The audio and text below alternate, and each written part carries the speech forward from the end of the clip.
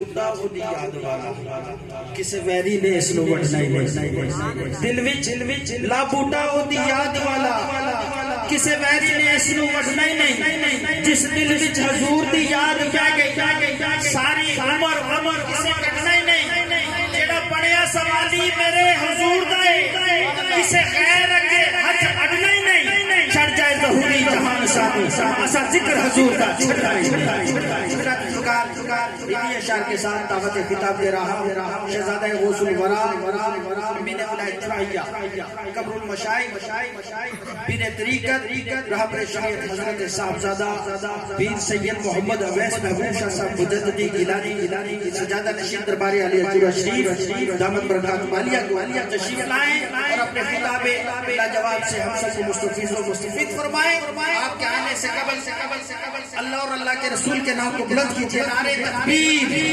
آواز بلند پکاریے نعرہ رسالت نعرہ حیدری نعرہ غوث آستان علیہ چورا شریف حضرت ساجدہ سید اویس محبوب شاہ صاحب مجدد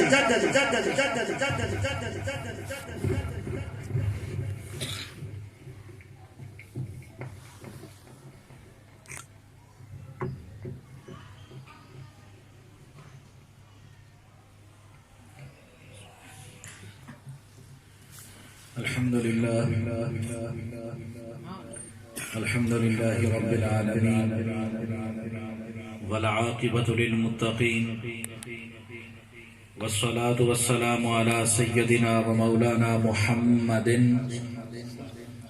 رسوله النبي الكريم الأمين الرؤوف الرحيم سيد الأنبياء والمرسلين قائد الغر المحجلين رحمة للعالمين شفيع المذنبين وخاتم النبيين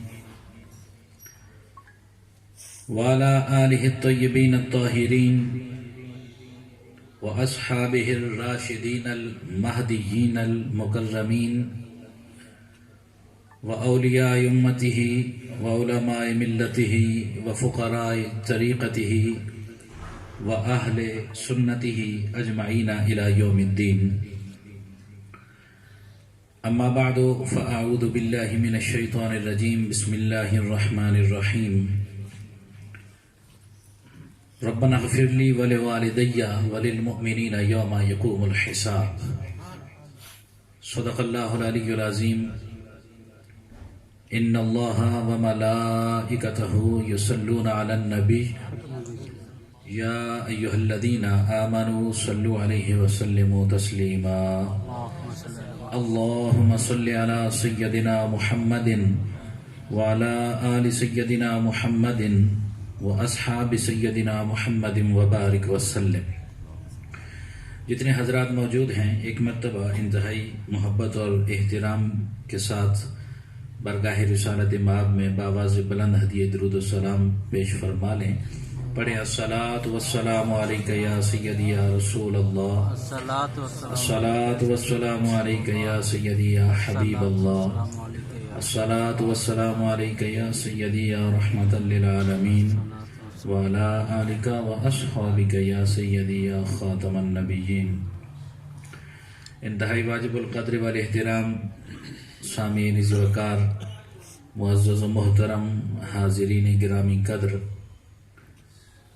آپ تمام حضرات بخوبی آگاہ ہیں کہ ہم سب کے یہاں جمع ہونے کا مقصد نہایت ہی محترم و مکرم بھائی محمد جنید کے والد گرامی محمد صدیق صاحب رحمۃ اللہ تعالی علیہ کے ایصال ثواب کے لیے اور ان کے لیے دعائے مغفرت اور ان کے ختم مبارک ختم جہنم کے سلسلہ میں اس محفل پاک میں ہم سب شریک ہیں اللہ تعالیٰ سے یہ دعا ہے کہ اللہ پاک اپنے حبیب کریم علیہ الصلاۃ والسلام کے صدقے ان کی بخشش اور مغفرت فرمائے اللہ ان کے درجات کو بلندیاں عطا فرمائے اور جنت الفردوس میں ان کو اعلیٰ مقام نصیب فرمائے دوستان ذوالوقار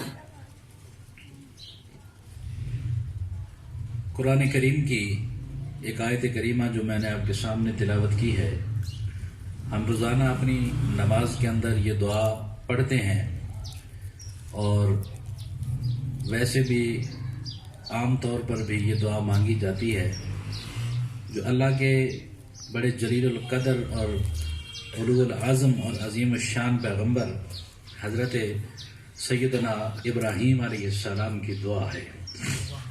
قرآن کریم نے حضرت ابراہیم علیہ السلام کی یہ الفاظ اللہ پاک نے ذکر فرمائے ہیں قرآن میں، جس میں ابراہیم علیہ السلام دعا مانگا کرتے تھے کہ ربنا اغفر لی، اے اللہ میری بخشش فرما دے، ولوالدیہ، اور میرے والدین کی بخشش فرما، وللمؤمنین یوم یقوم الحساب، اور ایمان والوں کی بخشش اور مغفرت فرما اس دن جس دن تو سب کو حساب کے لیے کھڑا کرے گا۔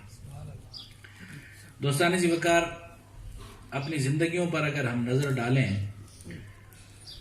تو روزانہ کی بنیاد پر ہم دیکھتے ہیں کہ موت ایک ایسی حقیقت ہے جس کو ہم جھٹلا نہیں سکتے۔ یہ ہمارا تجربہ ہے، یہ سنی سنائی بات نہیں ہے، بلکہ آنکھوں دیکھی بات ہے، اور ہم روزانہ اپنے کسی نہ کسی چاہنے والے کو اپنے عزیز و اقارب میں سے، اپنے رشتہ داروں میں سے، اپنے پیاروں دوستوں اور یاروں میں سے کوئی نہ کوئی ایسا بندہ ہوتا ہے جسے ہم اپنے کندھوں پر اٹھا کر اس کے آخری ٹھکانے تک پہنچا رہے ہوتے ہیں۔ امام اہل سنت امام احمد رضا خان نے فرمایا تھا، ہائے غافل وہ کیا جگہ ہے جہاں 5 جاتے ہیں 4 پھرتے ہیں۔ یعنی لوگوں کو توجہ دلاتے ہوئے اس بات کی طرف آپ نے اشارہ فرمایا کہ جب جنازہ لے کے جا رہے ہوتے ہیں نا، تو وہ 5 بندے، 4 اٹھانے والے اور 1 بندہ ان کے کندھوں پہ ہوتا ہے۔ فرماتے ہیں کہ بندہ کوئی اس جگہ کے لیے غور کر لے جہاں جاتے تو 5 ہیں لیکن واپس 4 آتے ہیں، 1 کو وہیں چھوڑ جاتے ہیں۔ تو یہ ہماری روزمرہ کی زندگی ہے، اور ہم روزانہ اپنی آنکھوں سے دیکھتے ہیں، اپنے پیاروں کو اپنے ہاتھوں سے رخصت کرتے ہیں۔ جہاں ہمارے لیے یہ مہلت ہے وہیں ہمارے لیے عبرت کا سامان ہے، وہیں ہمارے لیے سوچ اور فکر کا سامان ہے، اور یہ موقع ہے جو اللہ کی طرف سے ہمیں عطا فرمایا گیا ہے، اور اس بات کی تنبیہ ہے کہ ایک نہ ایک دن جہاں ہم اپنے پیارے کو چھوڑ کر آ رہے ہیں، اسی کے پہلو میں ہم نے بھی جہاں جا کے لیٹ جانا ہے۔ اس لیے دوستان وقار، جانے والا اس دنیا سے چلا جاتا ہے، جب وہ دنیا سے رخصت ہوتا ہے، من ماتا فقط کاما قیامتہ، جو بندہ دنیا سے رخصت ہو گیا اس کے لیے اس کی قیامت قائم ہوگی۔ ہم آپس میں باتیں کرتے ہیں نا، قیامت قائم ہوگی، میں تجھ سے جا کے اللہ کے سامنے یہ حساب لے لوں گا، قیامت والے دن لے لوں گا۔ تو کسی نے کہا تھا کہ جو بندہ فوت ہو جاتا ہے اس کی قیامت اسی دن قائم ہو جاتی ہے، کیونکہ یہ ایک ایسی منزل ہے، ایک ایسا مقام ہے کہ جو بندہ اس مقام پر کامیاب ہو جاتا ہے وہ حشر والے دن بھی کامیاب قرار پائے گا، اور جو بندہ اس مقام پر ڈگمگا جاتا ہے یا وہ ناکام رہ جاتا ہے تو وہ حشر والے دن بھی کامیاب نہیں ہو سکتا۔ زندگی کا پہلا امتحان جو انسان نے زندگی گزاری ہے، اور اس کے اوپر جو امتحان اس سے لیا جانا ہے، وہ پہلا امتحان انسان کی قبر میں شروع ہو جاتا ہے۔ اللہ پاک فرماتا ہے سورہ ملک کے اندر، الذی خلق الموت والحیات لیبلوکم ایکم احسن عملا، اللہ نے تمہارے لیے موت کو بھی پیدا فرمایا اور تمہیں زندگی بھی عطا کی، اس کو بھی پیدا فرمایا، کس وجہ سے؟ لیبلوکم ایکم احسن عملا، تاکہ دیکھیں کہ تم میں سے کون اچھے اعمال کر کے آتا ہے۔ تو قبر جو ہوتی ہے وہ اس کے لیے امتحان گاہ ہے، وہ ایگزامینیشن ہال ہے، وہ پہلا امتحان جس میں بندے نے جا کر پیپر دینا ہے۔ اس پیپر میں جو کامیاب ہو جاتا ہے وہ حشر والے دن بھی سرخرو ہو کر اٹھے گا، اور حشر کی سامانیوں میں بھی اللہ پاک اسے نجات عطا فرمائے گا۔ تو دوستان وقار، پہلی بات تو یہ ہے کہ جب ہم نے یہ بات جان لی کہ دنیا ایک نہ ایک دن چھوڑ کر ہم نے قبر میں اتر جانا ہے۔ امیر المؤمنین عمر فاروق رضی اللہ تعالی عنہ سے ایک بندے نے سوال کیا، اس نے کہا جی قبر میں چلے جاتے ہیں، دنیا چھوڑ دیتے ہیں، تو اس کا کیا مطلب ہے کہ بندہ بالکل ختم ہو جاتا ہے، فنا ہو جاتا ہے؟ تو امیر المومنین عمر فاروق نے فرمایا نہیں، موت جو ہے وہ عدم محض کا نام نہیں ہے کہ بندے کو موت آ گئی اور اس کا قصہ تمام ہو گیا، وہ ختم ہو گیا، قصہ پارینہ بن گیا. نہیں، امیر المومنین نے فرمایا بلکہ موت ایک حالت کا نام ہے جو ایک گھر سے بندے کو دوسرے گھر میں منتقل کر دیتی ہے. سبحان اللہ. وہ ختم نہیں ہوتا، وہ منتقل ہو رہا ہے، اس کے اوپر ایک حال قائم ہے، اس کی ایک حالت موجود ہے. اور دوستان محترم، اللہ کے ایسے بندے بھی ہوتے ہیں کہ اس دنیا میں جو زندگی گزار چکے ہوتے ہیں، جب اگلی زندگی میں اگلے گھر میں منتقل ہوتے ہیں تو اس دنیا کی زندگی سے زیادہ افضل اور بہتر زندگی اللہ انہیں قبر میں عطا فرما دیتا ہے. سبحان اللہ. لیکن اس کے لیے شرط یہ ہے کہ وہ اپنی زندگی اس اصول کے مطابق گزار کر جائیں جو اصول اللہ کے رسول نے اس بندے کو سکھایا ہے. حضرت امیر المومنین عمر فاروق رضی اللہ تعالی عنہ کے بارے میں یہ بات ہے. ایک مرتبہ حضور کی بارگاہ میں بیٹھے تھے تو آقا علیہ الصلوۃ والسلام نے سوال کیا کہ عمر اس وقت تیرا کیا عالم ہوگا جب تو قبر میں جائے گا اور وہاں تو آزمایا جائے گا، فرشتے تجھ سے سوال کریں گے، امتحان لیں گے. تو امیر المومنین عمر فاروق فرمانے لگے یا رسول اللہ بس ایک بات مجھے بتا دیں کہ جس وقت میں قبر میں چلا جاؤں گا اس وقت میرے ہوش و حواس قائم رہیں گے؟ سبحان اللہ. اب دوستان محترم، یہاں ایک عقیدے کی بات ہے، اہل سنت کی عقیدے کی بات آپ کے سامنے عرض کر رہا ہوں کہ اللہ کا رسول مسجد نبوی شریف میں بیٹھے ہیں اور مسجد نبوی میں بیٹھ کر وہ عمر فاروق کو آنے والے دور کی خبریں عطا فرما رہے ہیں اور عمر سے پوچھ رہے ہیں. پوچھا کیا کہ اس وقت تیرا کیا حال ہوگا جب تو قبر میں آزمایا جائے گا. اب عمر کا عقیدہ دیکھیں، عمر جو آگے سے سوال کرتا ہے وہ اس بات کی غمازی کر رہا ہے کہ عمر یہ بات جانتا ہے کہ اللہ کے رسول کو آنے والی تمام باتوں کی بھی خبر موجود ہے، اسی لیے رسول پوچھ رہے ہیں آنے والی باتوں کی. کیوں؟ اس لیے کہ عمر نے سوال کیا یا رسول اللہ میرے حواس قائم ہوں گے؟ پتہ کیا چلا کہ نبی کو معلوم ہے کہ قبر میں پہنچ کر بھی بندہ کس حالت میں ہوتا ہے اور اس کی کیا کیفیت ہوتی ہے. آقا علیہ الصلوۃ والسلام نے فرمایا ہاں تیرے حواس قائم ہوں گے. یعنی بندہ جب قبر میں جاتا ہے وہ ہوش و حواس میں ہوتا ہے. یہ نہ سمجھے اب جس طرح دنیا میں بیٹھا ہے ہوش و حواس کے ساتھ، اسی سے یہ نتیجہ اخذ ہوتا ہے کہ دنیا کی زندگی بھی ہے اور اللہ بندے کو قبر میں بھی زندگی عطا فرماتا ہے. حضرت عمر فاروق عرض کرنے لگے یا رسول اللہ اگر میرے ہوش و حواس قائم ہوں گے تو پھر فرشتے جب مجھ سے پوچھنے کے لیے آئیں گے تو میں انہیں خوب جواب دے لوں گا. میں انہیں خوب جواب دے لوں گا. اب جب یہ بات سنی نا تو حضور کے ایک اور صحابی حضرت عبداللہ ابن عباس، حضرت عباس رضی اللہ تعالیٰ عنہ حضور کی چچا، وہ بھی بیٹھے تھے.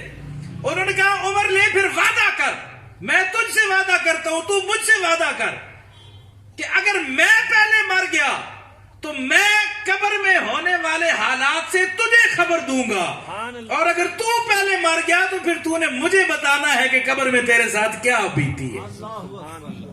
قبر میں تیرے ساتھ اتفاق سے حضرت عمر فاروق رضی اللہ تعالی عنہ کا انتقال پہلے ہو گیا.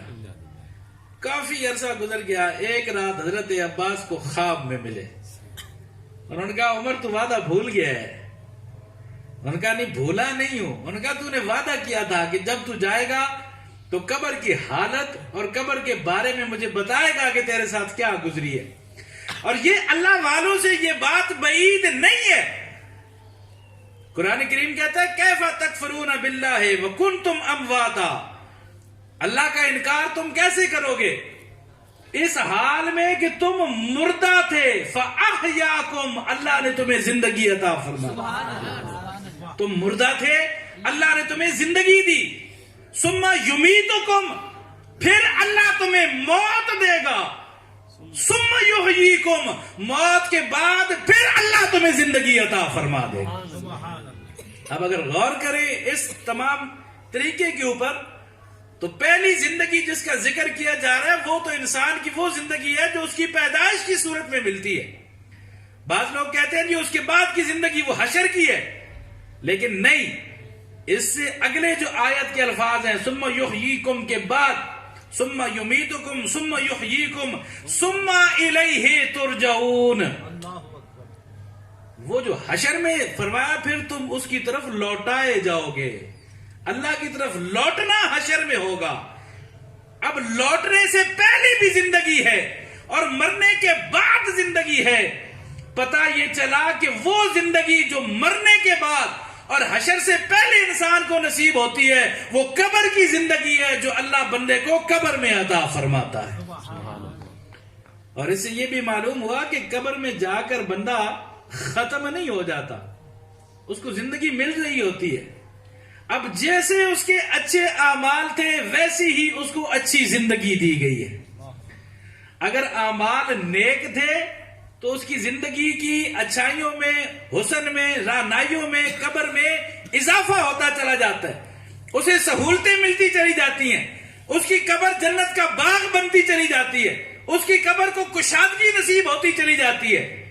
لیکن اگر اچھے اعمال نہیں تھے تو اعمال کے نتیجے کے اوپر نتیجہ مرتب ہوتا ہے اور اس طرح کی زندگی بہرحال اسے ضرور قبر میں دی جاتی ہے.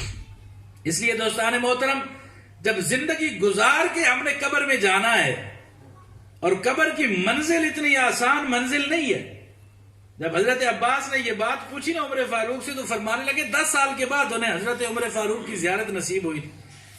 جب انہوں نے حضرت عمر فاروق کی زیارت کی تو عمر فاروق فرمانے لگے میں ابھی اللہ کو سوال و جواب دے کر فارغ ہوا ہوں 10 سال کے عرصے میں. اور انہوں نے کہا جان کیسے چھوٹی؟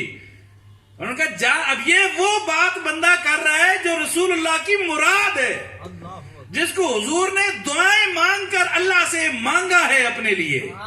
حضرت عمر بن خطاب کے لیے رسول اللہ نے دعائیں مانگی ہیں اور جنہیں جنت کی بشارتیں عطا فرمائی ہیں, جن کا خاتمہ ایمان پر ہونا یہ رسول کی زبان سے سنا گیا ہے, اور جن کے لیے اللہ نے قرآن میں یہ بیان فرمایا ہے کہ میں ان سے راضی ہو چکا ہوں.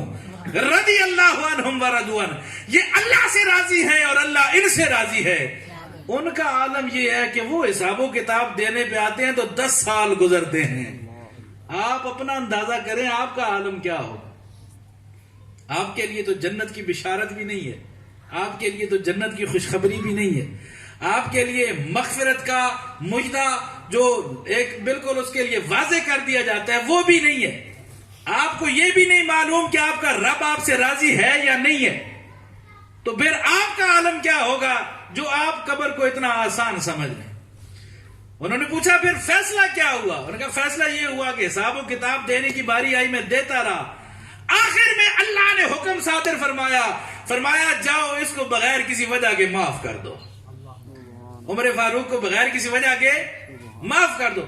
یعنی فیصلہ پھر بھی ٹھہرا تو اللہ کے فضل کے اوپر ٹھہرا کہ اللہ جس بندے پر فضل فرمائے گا اس کی بخشش پھر فرما دی جائے. اللہ جس کے لیے بخشش فرمائے گا.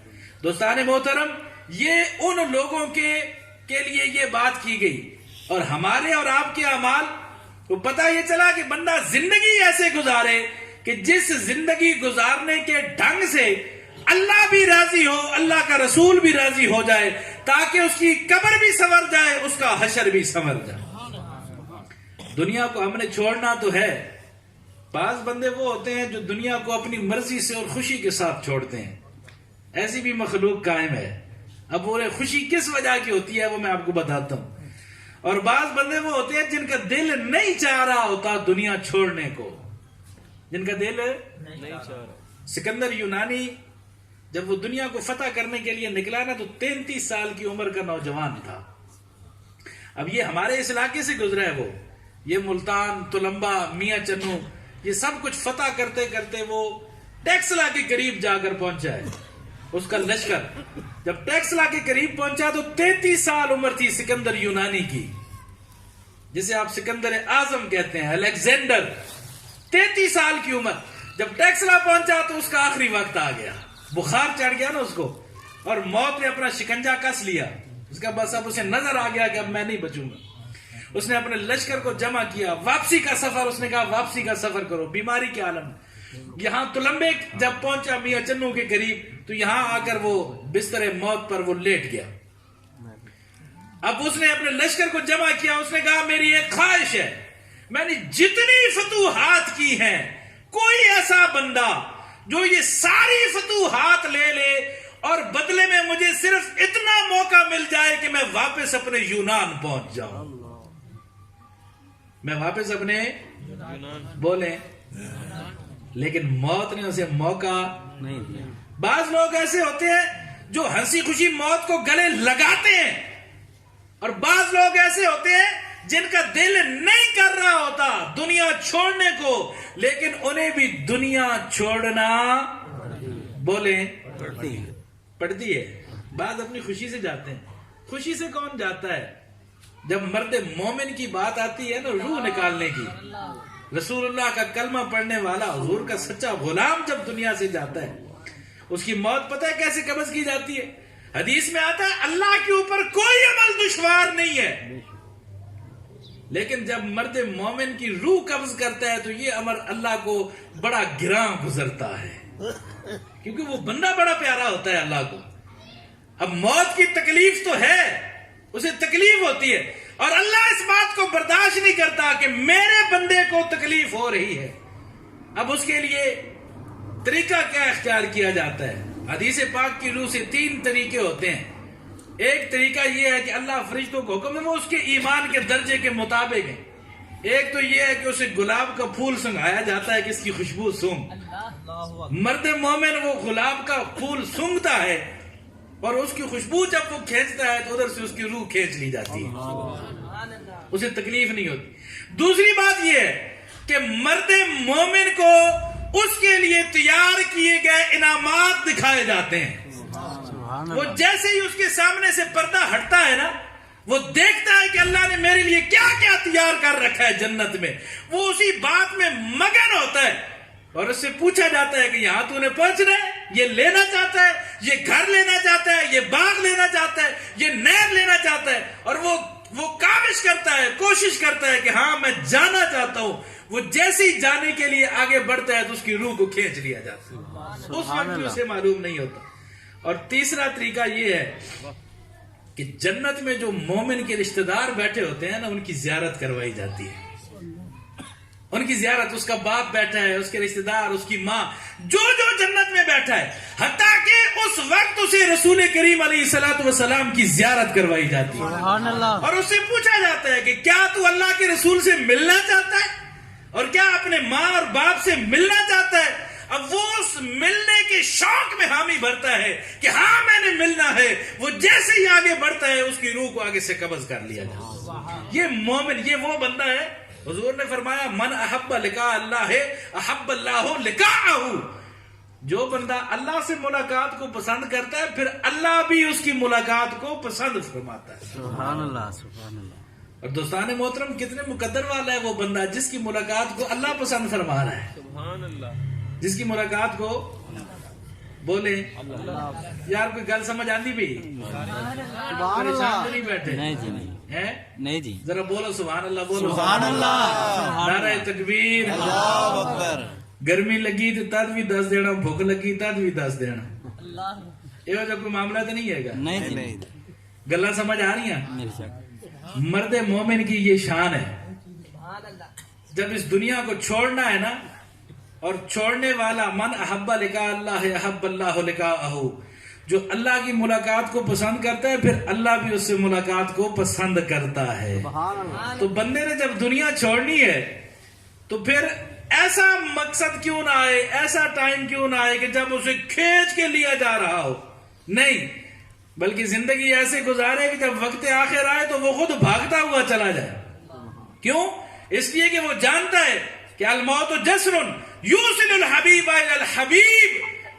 موت ایک ایسا پل ہے جو دوست کو دوست کے ساتھ ملا دیتا ہے. دوست کو دوست کے ساتھ ہے. حضرت بلال رضی اللہ تعالیٰ عنہ کو جب آخری وقت آیا نا تو وہ ساری زندگی حضرت بلال نے کوئی نیا جوڑا سلوا کر نہیں پہنا کپڑے کا. جب آخری وقت آیا چرپائی پر لیٹے تو حضرت بلال نے حکم دیا اپنی اہلیہ کو کہ میرے لیے نیا جوڑا تیار کرواؤ، نیا سوٹ تیار کرواؤ. انہوں نے نیا سوٹ تیار کروایا، وہ پہنا اور بڑی خوشی کا اظہار کیا اور اہلیہ کو فرمایا کہ اب میرا وقت آخر آ گیا ہے، اب حضرت بلال یہ بات کر کے مسکرانے لگے اور ان کی اہلیہ رونے لگی. وہ پاس بیٹھی تھی، وہ رونے لگی. انہوں نے پوچھا رو کیوں رہی ہو؟ اس نے کہا آپ کا لگتا ہے دماغ چل گیا ہے. بھئی کیوں؟ اس نے کہا موت کا وقت ہے اور آپ ہنس رہے ہیں اور میں رو نہ تو کیا کروں کہ میری تو زندگی ساری اجاڑ بن رہی ہے. حضرت بلال فرمانے لگے تو اس لیے رو رہی ہے کہ میں تجھے چھوڑ کے جا رہا ہوں اور میں اس لیے ہنس رہا ہوں کہ میں اپنے آقا کی خدمت میں جا رہا ہوں. سبحان اللہ سبحان اللہ اللہ اکبر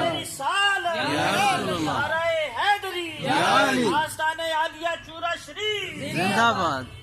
وہ فرمانے لگے میں تو اس لیے ہنس رہا ہوں کہ ادھر سے موت آئے گی اور وہ وقت آئے گا کہ فوراً میں اپنے نبی کی خدمت میں حاضر ہو جاؤں گا، اپنے نبی کی خدمت میں. اور یہ کئی ایسی باتیں ہیں، کئی ایسے واقعات ہیں جب ہم دیکھتے ہیں، خاص کر اللہ کے پیغمبروں کو یاد رکھیں موت کے وقت اختیار دیا جاتا ہے. یہ اللہ کے نبی کی شان ہے کہ اللہ کے نبی کا جب وقت آخر آتا ہے تو اللہ کی طرف سے انہیں اختیار ملتا ہے کہ چاہے تو وہ دنیا چھوڑ دیں اور چاہے تو جتنی مرضی زندگی اور چاہے وہ دنیا میں جی سکتے ہیں. حضرت موسیٰ علیہ السلام کا واقعہ آپ نے سنا ہے اکثر و بیشتر کہ جب اسرائیل آئے نا ان کے پاس، ان کا آخری وقت آیا تو اس نے کہا بھائی اور دوسری بات اللہ کے نبی کی شان یہ ہے، آج لوگ کہتے ہیں نبی ہمارے جیسا ہے یا ہم نبی جیسے ہیں. بھی کیسے؟ بھئی ہمارے بھی 2 ہاتھ ہیں، ہم بھی کھانا کھاتے ہیں، نبی بھی کھانا کھاتا ہے، ہم بھی سوتے ہیں، نبی بھی سوتا ہے، ہم بھی چلتے پھرتے ہیں، نبی بھی چلتا پھرتا ہے. لیکن دوستان محترم سنیں دوسری بات، دنیا میں کسی بندے کے پاس ملک الموت اجازت لے کر نہیں آتا، لیکن اللہ کے نبی کے پاس جب ملک الموت آتا ہے تو وہ اجازت لے کر آتا ہے، وہ اجازت لے کر آتا ہے. دنیا میں ملک الموت کسی کو خبر نہیں کرے گا کہ آج میں تجھے لینے کے لیے آ گیا ہوں، لیکن جب اللہ کے پیغمبر کی باری آئے گی تو اللہ کے پیغمبر کو ملک الموت پہلے خبر دے گا. حضرت موسیٰ علیہ السلام بھی کھڑے ہیں، ملک الموت سامنے آ گئے. پوچھا کدھر آئے ہو؟ اس نے کہا حضور آپ کا وقت آخر آ گیا ہے، قریب ہے، اجازت دے تو روح قبض کروں. آپ نے سنا ہے، بخاری کی حدیث ہے، حضرت موسیٰ علیہ السلام نے رکھ کے تھپڑ اس کے چہرے پہ مارا اور اس کی آنکھ نکل گئی. اب ملک الموت اسرائیل جو ہے وہ واپس اللہ کی بارگاہ میں حاضر ہو گیا. مولا نے پوچھا کیا ہوا؟ ملک الموت کہنے لگا مولا کیسے بندے کے پاس بھیج دیا ہے، اس نے مجھے تھپڑ دے مارا ہے آگے سے. اللہ نے فرمایا جا میرے موسیٰ سے پوچھ کیا چاہتا ہے اور یہ جنت سے دمبا لے جا، یہ جا اور موسیٰ سے کہے کہ اس کے اوپر ہاتھ پھیر اور جتنے بال اس دمبے کے حضرت موسیٰ کے ہاتھ کے نیچے آتے ہیں اتنے سال کی اور زندگی پیارے موسیٰ کو عطا کر دی جائے. سبحان اللہ. یہ اللہ کے نبی کی شان، یہ اختیار ہے جو اللہ نے اپنے پیغمبروں کو عطا فرما رکھا. ہمارے نبی مکرم صلی اللہ علیہ وسلم کا جب وقت آخر آیا تو اسرائیل آتے ہیں اور آ کر پہلے دروازے پر دستک دیتے ہیں کہ یا رسول اللہ اجازت ہو تو کمرے میں داخل ہو جاؤں، اجازت نہیں ہے تو یہیں سے واپس چلا جاؤں. سبحان اللہ. یہ اللہ کے نبیوں کی شان ہے. اور پھر اللہ کے نبیوں کے صدقے میں اللہ اس امت کے ولیوں کو بھی یہ مقام عطا فرماتا ہے. حضرت احمد شربینی ایک بہت بڑے بزرگ گزرے ہیں، اب وہ مقام رضا پر فائز تھے ولایت کے درجے میں. اب ایک مرتبہ ایسا ہوا کہ ان کا جوان بیٹا تھا، اس کے اوپر اس کا آخری وقت آ گیا، موت طاری ہو گئی. اس بیٹے کی جو والدہ تھی وہ روتی ہوئی احمد شربینی کے پاس آئی. اب حضرت بیٹھے ہیں، انہوں نے کہا جی تیرا بیٹا مر رہا ہے. انہوں نے کہا ٹھیک ہے اللہ کی رضا ہے. مقام رضا پر فائز تھے، لیکن ماں کی ممتا تھی وہ تڑپ اٹھی. اس نے کہا بڑا ولی بنا پھرتا ہے، تیری بڑی شہرت کے چرچے ہیں اور تو لوگ تیری بڑی باتیں کرتے ہیں اور تیرا جوان بیٹا تیری نظروں کے سامنے مر رہا ہے. اس نے کہا ولی ہوتا ہی وہ ہے جو اللہ کی رضا میں راضی ہوتا ہے. سبحان اللہ. جو اللہ کی رضا میں. امام حسین کربلا کے میدان میں شہید ہوتے ہیں، اگر امام حسین چاہتے تو کیا نہیں ہو سکتا تھا اس کربلا کے میدان میں، لیکن وہ اللہ کی رضا میں. امام زین العابدین جا رہے ہیں، ہاتھوں میں ہتھکڑیاں ہیں. آگے سے عرب کا مشہور شاعر ملتا ہے، وہ جب دیکھتا ہے کہ امام زین العابدین کے ہاتھوں میں ہتھکڑیاں ہیں رو پڑتا ہے، کہتا ہے آل رسول یہ کیا حالت ہو گئی ہے آپ کی. حضرت امام زین العابدین اشارہ فرماتے ہیں تو ہتھکڑیاں ٹوٹ کے نیچے گر جاتی ہیں. سبحان اللہ. اب جب ہتھکڑیاں نیچے گرتی ہیں تو وہ حیران ہو جاتے ہیں, وہ کہتے ہیں یہ کیا؟ امام زین العابدین نے فرمایا یہ وہ تصرف ہے جو اللہ نے مجھے عطا فرما رکھا ہے. سبحان اللہ. اس نے کہا اگر یہ تصرف ہے تو پھر یہ کیا عالم ہو چکا ہے کہ پورے کا پورا گھرانہ ذبح کر دیا گیا ہے, سارا گھر اجڑ گیا ہے, وہاں تصرف کیوں نہیں کام کیا آپ کے؟ تو امام زین العابدین فرمانے لگے وہ اللہ کی رضا تھی, ہم اللہ کی رضا میں راضی رہنے والے. سبحان اللہ. رب جس بات میں راضی ہے ہم نے اس بات میں راضی رہنا. احمد شربینی وہ بھی کہنے لگے بچے کے لیے وقت آخر آ گیا تو یہ رب کی رضا ہے اور میں راضی ہوں. لیکن ماں نے رونا پیٹنا شروع کیا, تڑپی, وہ دیکھ نہ سکے. بچے کے پاس تشریف لائے, اس پر نزا کا عالم طاری تھا, وہ دیکھ نہ سکے. ملک الموت نگاہوں کے سامنے تھا. حضرت احمد شربینی نے تھوڑی دیر آسمان کی طرف نگاہ اٹھا کر دیکھی اور پھر اپنی نظروں کو نیچے کیا اور فرمایا یا ملک الموت ارجع الی ربک قد حکم موتہ قد نسخ. اے ملک الموت اپنے رب کی بارگاہ میں واپس چلا جا کہ میرے اس بیٹے کی موت کا حکم منسوخ کر دیا گیا. بات سمجھ آئیے؟ اس بیٹے کا وقت آخر ٹال دیا گیا ہے, منسوخ کر دیا گیا ہے. یہ ولیوں کی شان ہے جنہیں یہ شان نبیوں کے صدقے میں ملتی ہے.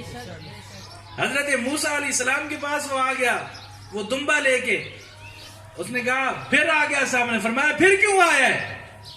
اس نے کہا اللہ کی طرف سے یہ حکم ہے کہ اس کے اوپر ہاتھ پھیریں, جتنے بال آپ کے ہاتھ کے نیچے آئیں گے اتنے سال کی زندگی اللہ عطا فرمائے. موسیٰ علیہ السلام نے کہا پھر؟ اس نے کہا جی پھر جب وہ سال پورے ہو جائیں گے پھر آپ کو اللہ کی بارگاہ میں جانا پڑے گا. اب موسیٰ علیہ السلام نے فرمایا جب اتنے سال گزار کے پھر آخر موت سے ہمکنار ہونا ہے. قرآن کہتا ہے فَإِنَّهُ مُلَاقِيكُمْ قُلْ إِنَّ الْمَوْتَ الَّذِي تَفِرُّونَ مِنْهُ فَإِنَّهُ مُلَاقِيكُمْ. اے میرے حبیب فرما دیجئے کہ جس موت سے تم بھاگتے ہو ایک نہ ایک دن اس کے ساتھ تمہاری ملاقات ہو کر رہے گی. فرمایا اتنے سال گزار کے بھی پھر موت سے ہمکنار ہونا ہے. کل نفس ذائقۃ الموت, پھر موت کا ذائقہ چکھنا ہے. تو چل ابھی اپنے اللہ کی بارگاہ میں چلتے ہیں. سبحان اللہ. اب یہ زندگی ہے. ایک زندگی وہ ہے جو بندہ اپنی مرضی سے گزار کر اپنی مرضی سے موت کو گلے سے لگاتا ہے. ایک بندہ وہ ہے جو اپنی مرضی سے نہیں جانا چاہتا, اسے کھینچ کر لے جایا جاتا ہے.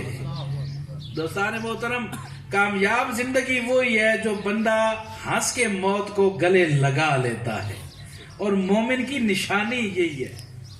علامہ اقبال نے کہا تھا میں تجھے مومن کی نشانی بتاؤں. مومن کی نشانی یہ ہے کہ جب موت آتی ہے تو مومن کے ہونٹوں پہ مسکراہٹ آ جاتی ہے. جو مرگ آیت تبسم بر لبے اوس, وہ کہتا ہے کہ جب موت آتی ہے تو مومن کے ہونٹوں پہ مسکراہٹ کس وجہ سے ہوتی ہے؟ ہم لوگ تو موت کا نام سنتے ہیں تو بھاگ جاتے ہیں.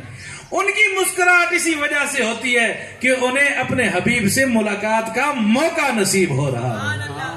اس لیے دوستان محترم, زندگی گزارے تو اس شان کے ساتھ زندگی گزارے. مومن کی یہی شان ہے. علامہ اقبال نے ایک اور مقام پر فرمایا تھا مومن ہوتا کیا ہے.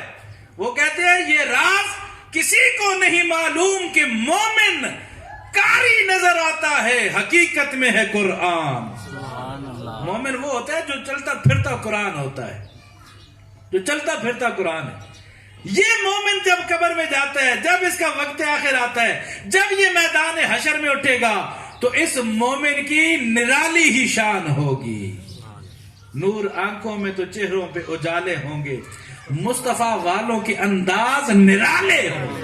سبحان اللہ. قیامت والے دن جب مصطفیٰ کا کلمہ پڑھنے والے اٹھیں گے نا, وہ دنیا میں بھی اسی شان سے رہتے ہیں, وہ قبر میں بھی اسی شان کے ساتھ جاتے ہیں, اور وہ حشر والے دن بھی نرالی شان کے ساتھ اٹھیں گے کہ دیکھنے والے دیکھ کر پہچانیں گے کہ یہ محمد عربی کا کلمہ پڑھنے والے لوگ آ رہے ہیں. دوستان محترم, زندگیاں اس انداز میں گزارے کہ جب وقت آخر آئے تو وہ کھینچ کر نہ لے جائیں, بلکہ جب یہ آگے سے اشارہ مل رہا ہو کہ تیرا وقت آخر آ رہا ہے تو بندہ ہنسی خوشی خود تیاری کر کے بیٹھ جائے. اور پھر یہ دوسری بات جو آیت کریمہ میں نے پڑھی ہے، جو ہمارے احباب اس دنیا سے رخصت ہو جاتے ہیں ان کے لیے پیچھے سے دعا کرنا، ان کے لیے ایصال ثواب کرنا، ان کے لیے اللہ سے بخشش مانگنا، اللہ سے مغفرت مانگنا، یہ اللہ کے نبیوں کا طریقہ بھی ہے، اللہ کے نبیوں کی سنت بھی ہے. سبحان اللہ. یہ اللہ کے نبیوں کی سنت ہے. ربنا اغفر لی ولوالدی وللمؤمنین یوم یقوم الحساب. اور اللہ کے نبی کی کتنی رحمت ہے امت کے اوپر کہ ایمان والے پتہ نہیں کب تک آتے چلے جائیں گے، صرف اپنے دور کے مومنوں کے لیے نہیں، قیامت تک جتنے کلمہ گو مومن آئیں گے اللہ کا نبی ان کے لیے اللہ سے مغفرت کی دعائیں مانگ رہا ہے. سبحان اللہ. اللہ سے بخشش مانگ رہا ہے. وَلِلْمُؤْمِنِينَ يَوْمَ يَقُومُ الْحِسَابُ. قیامت والے دن تک یا اللہ جتنے بھی مومن آئیں گے ان کی بھی مغفرت فرما دے، میری بھی مغفرت فرما دے، میرے والدین کی بھی مغفرت فرما دے.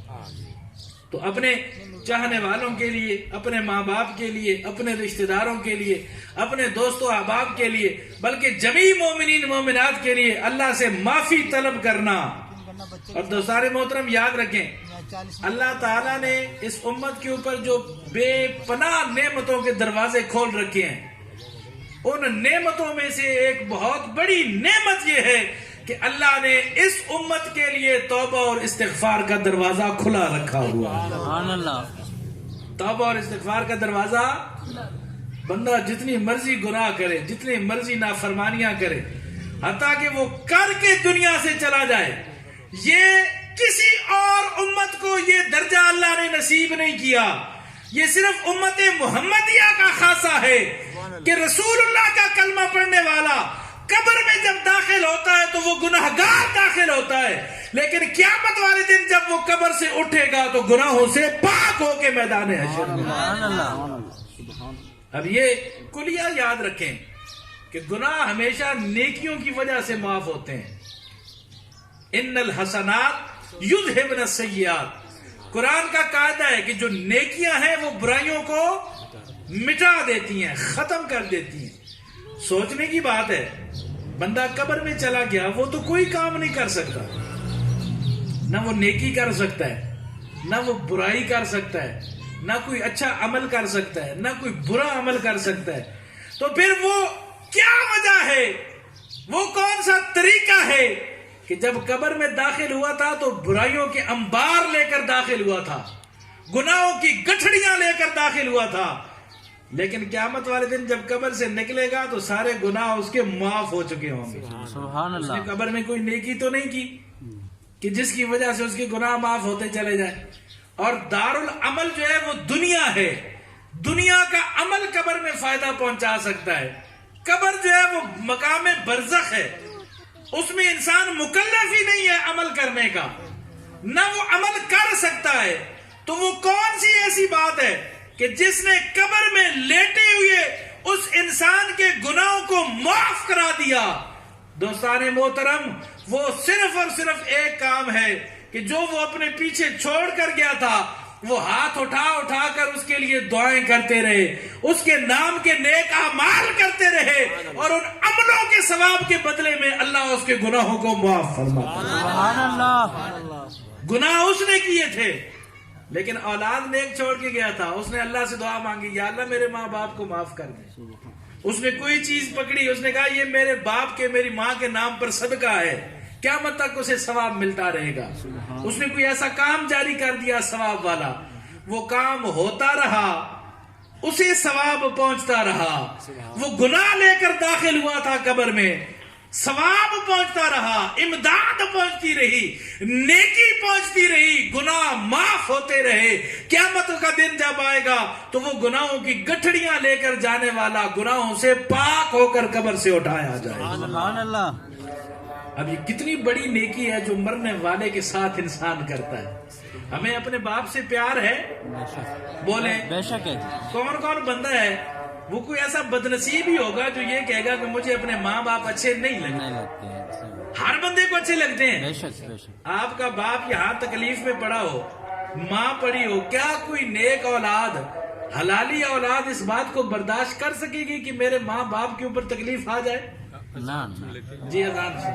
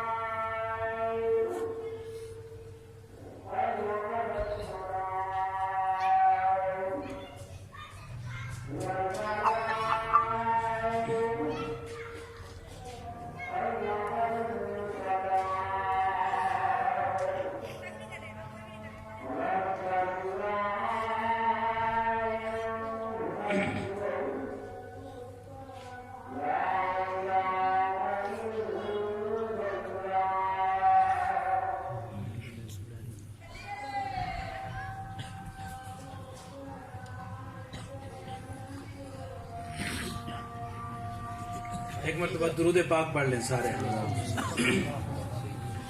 صلاۃ والسلام علیک یا سیدی. تو دوستان محترم میں عرض کر رہا تھا، اس بات ختم کرتے ہیں.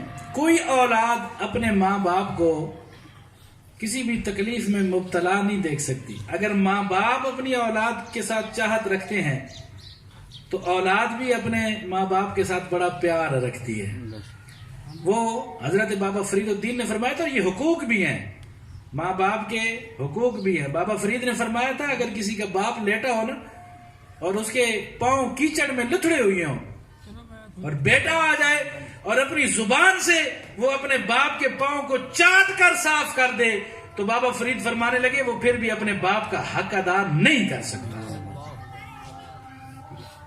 اب جب ہم ان سے پیار کرتے ہیں، اتنی محبت کرتے ہیں، اب جب قبر میں بندہ چلا گیا، ہمارا باپ چلا گیا، ہماری ماں چلی گئی، وہ بے بس ہو گئے،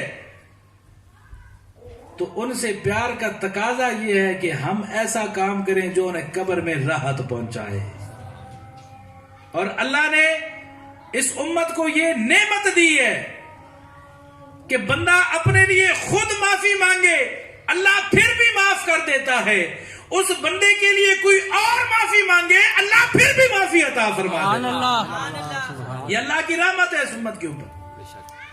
اشفاق احمد صاحب ایک بہت بڑے دانشور ہوئے ہیں لاہور میں، تو وہ اپنا ایک واقعہ بتاتے ہیں. وہ کہتے ہیں میں جیلم میں گیا بابا عرفان الحق صاحب کے پاس، اور میں نے ان سے کہا کہ میں نے بڑی مرتبہ سنا ہے کہ اللہ بندے سے 70 ماؤں سے زیادہ پیار کرتا ہے. کتنی ماؤں سے زیادہ؟ 70 ماؤں سے. اس نے کہا میں نے یہ بات دیکھی ہے کہ ماں جب اپنے بچے سے پیار کرتی ہے تو اس پیار کا طریقہ یہ ہوتا ہے کہ ماں اپنے بچے کو اٹھا کر اپنی گود میں بٹھا لیتی ہے. اب گود میں بٹھاتی ہے، وہ بچے کو پیار کرتی ہے، بچے سے محبت کا اظہار کرتی ہے.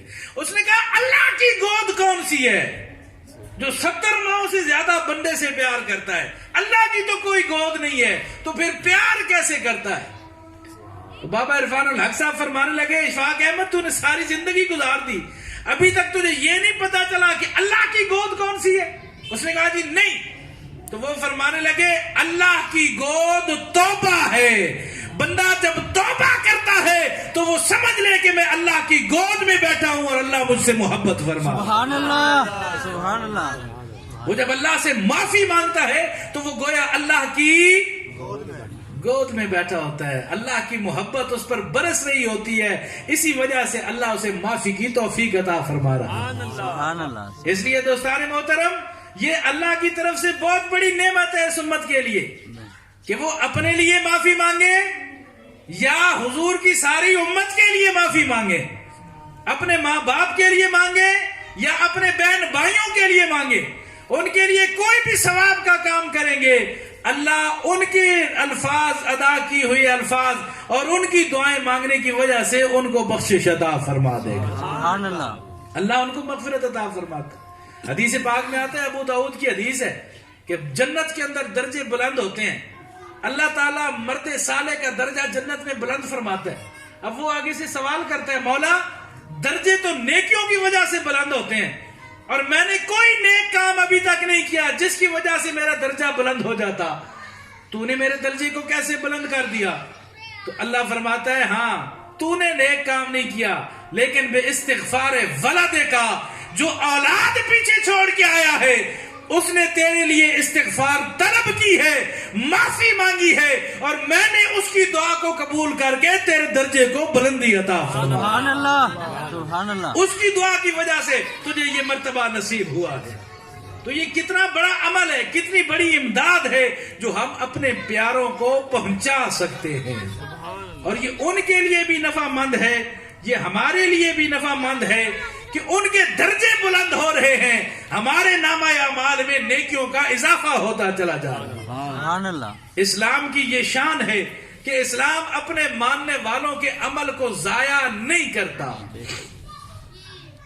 اسلام میں ایک بندہ, حضور نے فرمایا من سنہ حسنن, جس بندے نے نیک عمل کیا, اچھا عمل کیا اور اس کے اچھے عمل کے اوپر کئی لوگوں نے آگے عمل کرنا شروع کر دیا, میرے نبی نے فرمایا اللہ ان سب عمل کرنے والوں کو اجر عطا فرمائے گا, لیکن جس کی وجہ سے وہ عمل شروع ہوا ہے اس کے نامے میں بھی کسی قسم کی کمی نہیں کی جائے گی.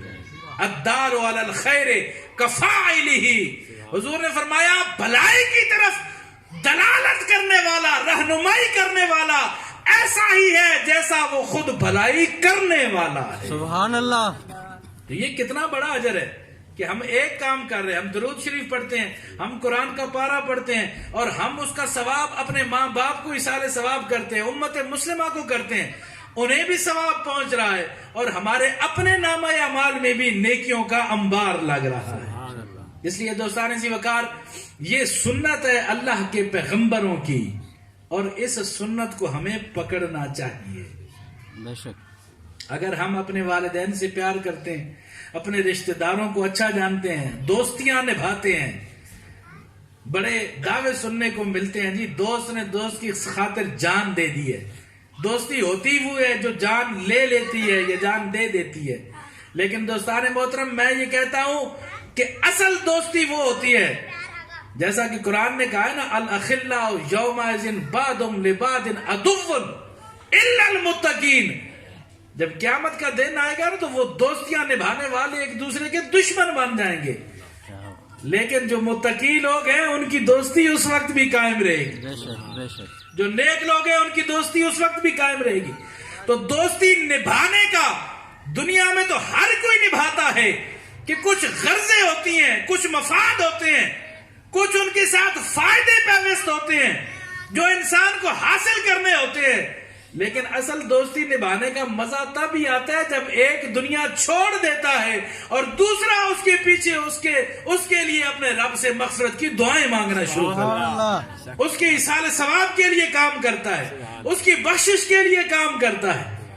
اب یہ بخشش دونوں کو فائدہ پہنچا رہی ہے, جس کے لیے دعا مانگی جا رہی ہے اسے بھی فائدہ پہنچ رہا ہے اور جو دعا مانگ رہا ہے اسے بھی فائدہ پہنچ رہا ہے. سبحان اللہ. اور ماں باپ کی شان تو یہ ہے, آج ہم بڑے پریشان ہیں جی, کام نہیں چلتا, کاروبار نہیں چلتا, دکان نہیں چلتی, رزق روزی میں بڑی تنگی ہے, لیکن جو بندہ ماں باپ کے لیے ہاتھ اٹھا کر ان کے مرنے کے بعد دعائیں مانگتا ہے, اللہ ان کی دعاؤں کے صدقے میں اس کے رزق روزی میں دنیا میں اضافہ فرما دیتا. سبحان اللہ. وہ دعائیں ماں باپ کے لیے مانگ رہا ہے, لیکن اللہ کی بارگاہ میں ماں باپ کا اتنا درجہ ہے کہ اس درجے کی وجہ سے اللہ دنیا میں اولاد کو دنیاوی فائدہ پہنچا رہا ہے.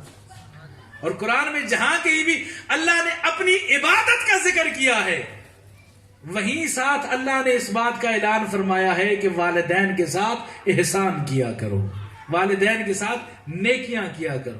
دوستان محترم سب سے بڑی نیکی یہ ہے جو والدین کے مرنے کے بعد انسان ان کے ساتھ کرتا ہے جب وہ خود کوئی کام کرنے کے قابل نہیں ہوتے. دنیا میں تو اگر اولاد اپنے ماں باپ کو کما کر نہیں دے گی تو وہ خود کوئی کام کر لیں گے, وہ کسی دکان پہ بیٹھ جائیں گے، کسی کام کاج میں لگ جائیں گے، ان کے ہاتھ پاؤں سلامت ہیں، وہ چلے اگر وہ 1000 روپیہ مثال کے طور پر نہیں کما سکتے، کم از کم 100 روپیہ تو دن میں کما لیں گے، وہ اپنی رزق روٹی کا بندوبست کر لیں گے۔ لیکن جب وہ قبر میں پہنچ جاتے ہیں تو اس وقت وہ کچھ نہیں کر سکتے۔ اس وقت ان کی خدمت جو اولاد کر رہی ہوتی ہے، وہی خدمت اولاد کے لیے بھی نجات کا باعث بنے گی۔ اللہ تعالی ہم سب کو اس پر عمل کرنے کی توفیق عطا فرمائے، اور اللہ پاک ہم سب کے گناہوں کو معاف فرمائے، اور ہم سب کو جمیع مومنین کو اللہ بخشش اور مغفرت عطا فرمائے۔